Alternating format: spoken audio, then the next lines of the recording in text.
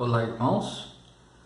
Mais uma vez, retomamos o estudo do Evangelho segundo o Espiritismo e, dando continuidade aos encontros que nós estamos fazendo, vamos ver hoje a respeito do capítulo 8 do Evangelho: Bem-aventurados aqueles que têm puro o coração. Deixai vir a mim as criancinhas. O primeiro item do estudo deste capítulo. E começa assim: Bem-aventurados aqueles que têm puro coração, porque verão a Deus. Então Jesus, logo no início dessa bem-aventurança, ele fala que existe uma condição para nós termos o acesso, para nós vermos o nosso Criador, que é a condição de pureza de coração. E ele inicia o estudo neste capítulo falando a respeito da pureza que as criancinhas apresentam. Nós, conhecedores da doutrina espírita, da continuidade da vida, da continuidade da existência espiritual após a morte do corpo físico, nós sabemos que o espírito, ele não tem idade, né? Nós sabemos que fomos criados há muito e muito tempo. Nós que estamos aqui, neste momento, sintonizados em pensamento, nessa reflexão, nós já passamos por inúmeras reencarnações. Pode ter certeza disso. Mas ainda existe uma infinidade que nós precisamos passar. Tudo com o objetivo de aprendizado para a nossa melhora, a melhora dos nossos sentimentos, e angariar conhecimento de todas as ciências possíveis nos infinitos mundos que nós vamos habitar ainda. Mas a pureza que Jesus diz aqui, referindo-se às criancinhas, é aquela pureza que nós temos da existência material. Quando nós vemos uma criança, um jovem, nós percebemos a pureza de coração porque as coisas que ela fala, o comportamento que ela tem, ainda apresenta uma ingenuidade, né? Porque não externou ainda a sua personalidade de espírito imortal. Fato que começa a acontecer após os 7 anos, no início da adolescência, e aí sim, o espírito reencarnante, ele começa a externar a sua verdadeira personalidade, os seus verdadeiros sentimentos.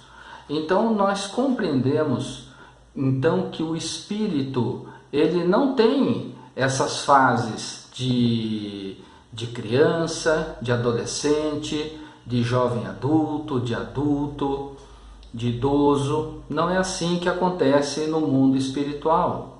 Quando nós retornamos à nossa pátria espiritual, passando pelo período de perturbação, nós vamos restabelecer a nossa idade mental. Nós vamos ter a aparência que nós desejarmos. Normalmente, é a aparência que nós temos gravado em nossa consciência da última reencarnação, da última encarnação material. É assim que acontece. Mas a questão da pureza de coração não está no fato de sermos crianças ou jovens, porque o espírito é imortal e nós apresentamos a nossa personalidade. Mas ela é condição para a nossa evolução. Então nós temos que buscar essa pureza que Jesus nos convida e nos mostra como é necessário que nós a obtivemos. E assim, nós precisamos compreender que, além de tomarmos cuidado com o nosso comportamento para que nós cumpramos as leis de Deus, buscamos colocar em prática os ensinamentos do Cristo, é necessário que a nossa intimidade esteja de acordo com aquilo que nós estamos exteriorizando, esteja de acordo com o nosso comportamento, com as nossas ações. Então, essa pureza de coração é a pureza de intimidade, de pensamento, porque a verdade é uma só. Nós sabemos que nós podemos nos aproximar de alguém e mantermos uma aparência calma, uma aparência tranquila, através da nossa fisionomia material.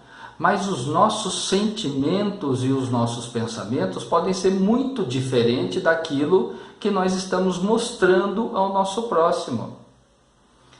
É assim que realmente as coisas funcionam. Analisemos o nosso comportamento. Quantas e quantas vezes nós nos encontramos com alguém que nos fez mal, com alguém que não é querido do nosso coração, e por fora nós fazemos de conta que está tudo bem, damos sorrisos e assim por diante, palavras carinhosas, mas o nosso pensamento não está condizente com aquele comportamento. E Jesus diz que para nós vermos o Criador é necessária a pureza de coração. Então nós precisamos exercitar isso também, não só exteriorizando aquilo que é certo e correto, mas buscando também no pensamento aquilo que é certo e correto de acordo com a vontade do nosso Criador. Então, nós temos que lutar contra os maus pensamentos. Precisamos ser honestos conosco. Precisamos agir de acordo com aquilo que nós pensamos. Isso é honestidade. Porque quantos e quantos não se fazem de pessoas boazinhas, de pessoas compromissadas com os ensinamentos evangélicos, e nas costas, ou às escondidas, ou quando está distante do seu lar, do seu convívio familiar, tem um comportamento totalmente diferente daquele que se mostrava antes. Nós não temos condições de enganar o nosso Mestre Jesus. Não temos condições de enganar a Deus, agindo de uma maneira e pensando de uma maneira diferente. Precisamos ser honestos e buscar controlar esses maus pensamentos.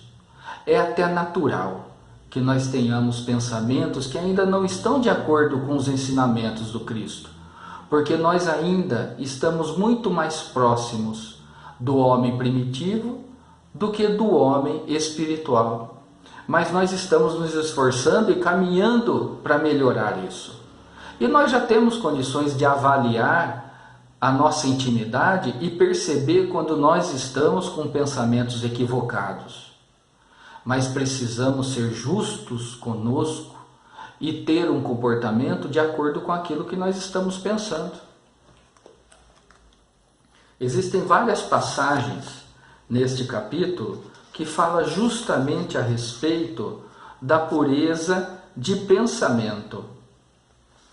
Existe uma outra frase colocada aqui que é muito bom para que a gente preste atenção nela agora.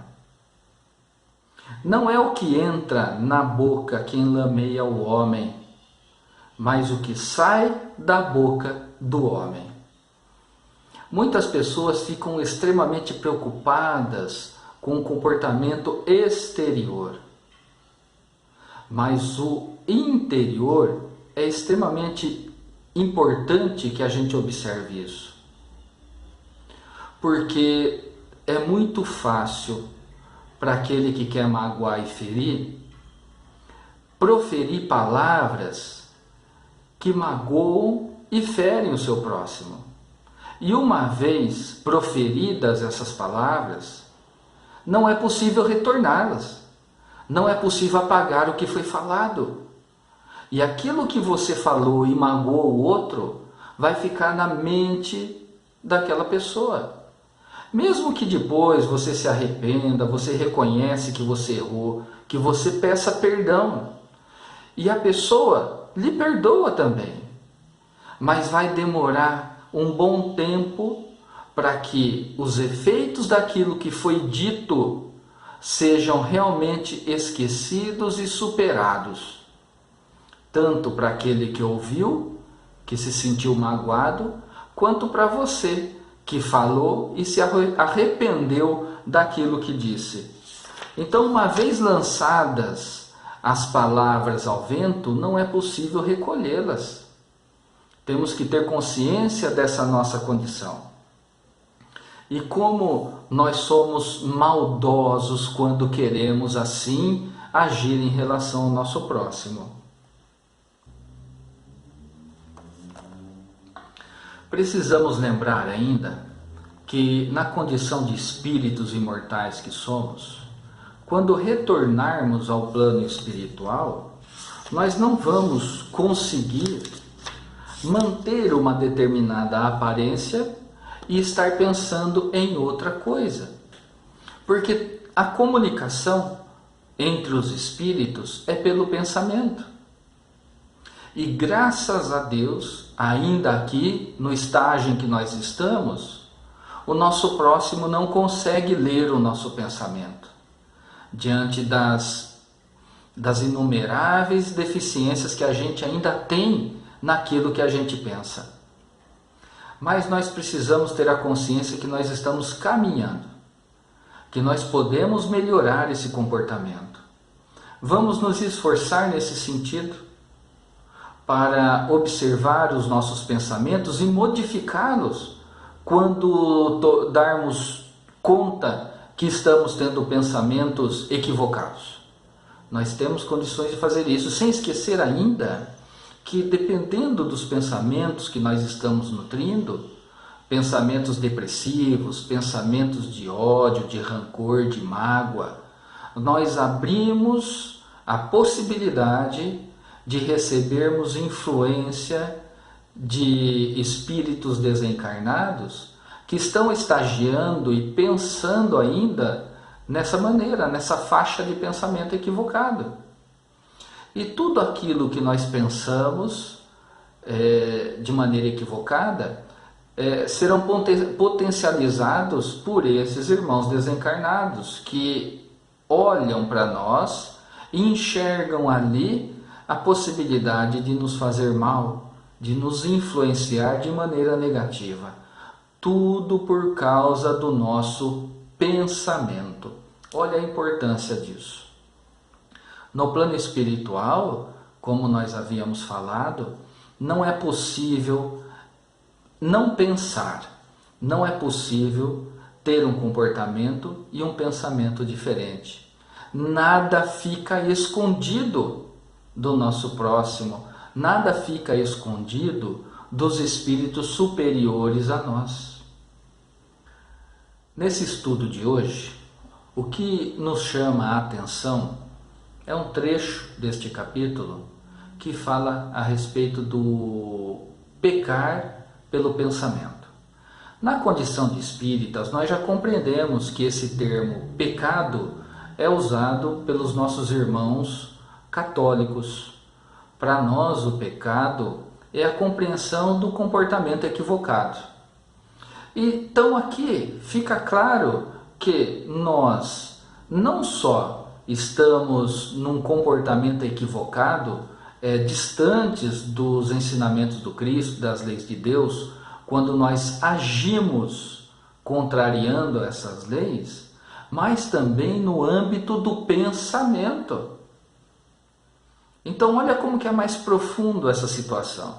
Isso significa que eu posso estar contrariando os ensinamentos do Cristo e as leis de Deus sem sair de casa, sem sair do meu quarto, apenas nutrindo pensamentos equivocados. Então nós vemos que a nossa responsabilidade como espíritos imortais é muito grande. Não é apenas no comportamento externo, daquilo que nós falamos ou da maneira como nos comportamos, mas está também em nossos pensamentos. É importante que nós tenhamos condições de melhorar os nossos pensamentos para que a gente possa dar continuidade à nossa jornada e o nosso desejo de nos tornar pessoas melhores. Porque erramos também por pensamentos. E essa é uma grande lição que nós não podemos esquecer. Então, meus amigos, esse é o convite da reflexão de hoje. Que possamos ter bons pensamentos. E quando o nosso pensamento estiver caminhando por um lado equivocado, que nós tenhamos condições de reparar e colocar no sentido correto também, diante daquilo que nós aprendemos, da compreensão do nosso próximo, da necessidade de perdoar o nosso próximo, da necessidade de sempre ter uma palavra de estímulo e de carinho àquele que está do nosso lado.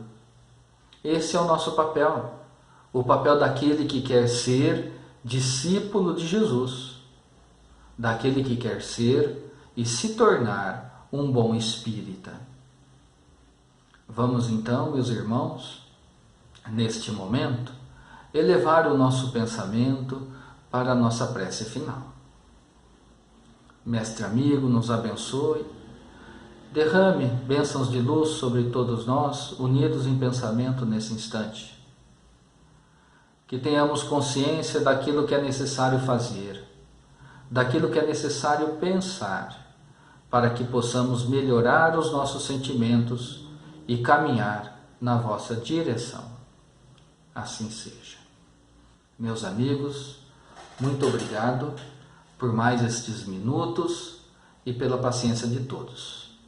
Até o nosso próximo encontro.